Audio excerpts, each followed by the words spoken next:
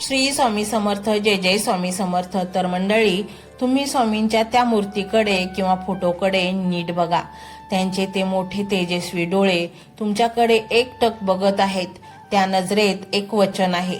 ते तुम्हाला सांगतंय, बाळा, तू फक्त कर्म कर, फळाची चिंता माझ्यावर सोड.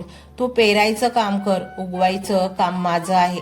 आजवर तुम्ही खूप हिशोब केलेत, किती मिळाले, किती गेले.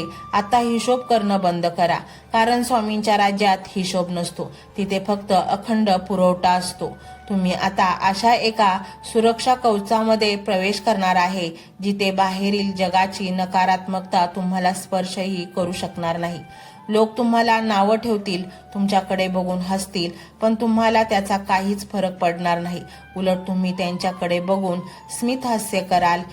ही जी स्थितीप्रज्ञ अवस्था आहे, ती साध्य होणं हाच खरा चमत्कार आहे.